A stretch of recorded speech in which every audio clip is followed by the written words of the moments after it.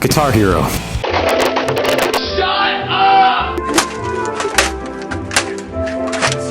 Not the one that you liked. We're going to be talking about the one that honestly no one liked. Guitar Hero Van Halen for me was sort of what taught me to appreciate music as a whole. Stiff and robotic movements accompany horrific facial animations. It gave me a way to enjoy those songs and at least feel like I was playing them. No effort was put into making it good. This is a huge step backwards not only for Guitar Hero, but music in general. Wait, was this game actually bad? Before we get into the game, we need to go over a quick history of the band just to understand what this game could have been. Van Halen has three distinct eras brought about by their three lead singers. You have David Lee Roth, Sammy Hagar, and Gary Cherone.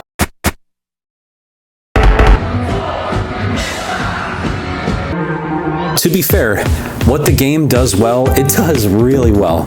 Guitar Hero had this controller with an additional set of buttons up towards the top end of the neck, playing these like crazy tapping parts like Cathedral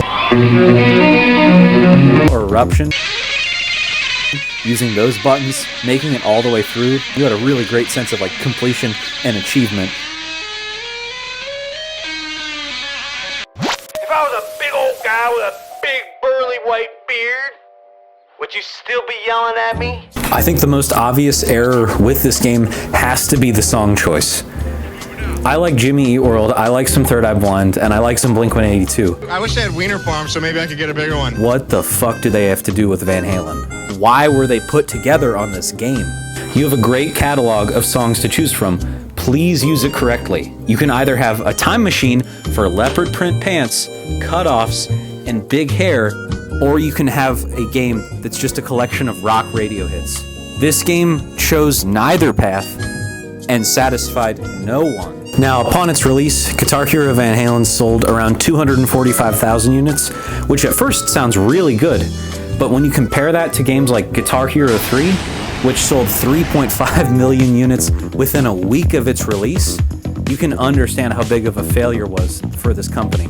And comparatively, I mean, how do you go from a game netting $1 billion to something probably selling enough to cover the costs of the IP and the production?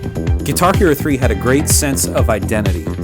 If nothing else, you were like a rock star progressing, upgrading your guitars, upgrading your outfits, and eventually having a guitar battle with the devil. Remember those three distinct eras with the three lead singers that we talked about earlier? Well, Guitar Hero Van Halen, for some reason, only licensed songs from the Roth era. Sammy Hagar's era had 4 consecutive #1 albums. It just makes no sense to me why you would write off such an important and like relevant part of this band's history for a game that's supposed to be celebrating the history of that band.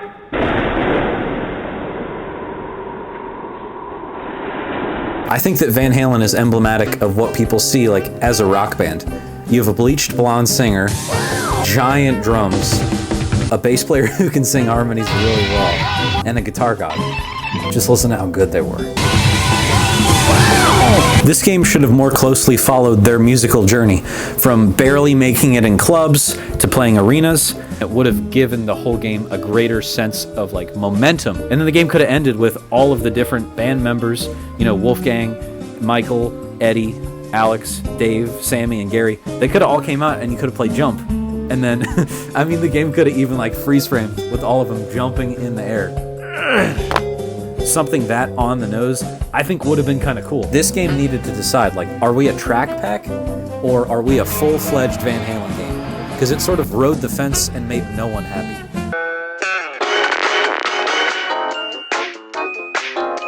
At a time in my life when music meant elementary and middle school orchestra, Guitar Hero showed me that music could actually be fun. When I, as a 10-year-old boy, am told I have to practice for years before I can even hope to play the songs that I like to listen to, Guitar Hero showed me that I could play those songs almost immediately. If you set it to easy and you just play along, it really feels like you're playing those songs, especially if you're 10 years old. If this game was given a decent storyline and maybe even some voiceovers from band members, it would have been cemented in my mind as an incredibly fun game that my 21-year-old brain could enjoy just as much. However, this was made in the waning years of rhythm games, and Van Halen was busy playing to arenas with attendances to rival the population of my hometown. This game could have been so much more, but despite its many shortcomings, it'll live on right here. If you see this game, give it a try.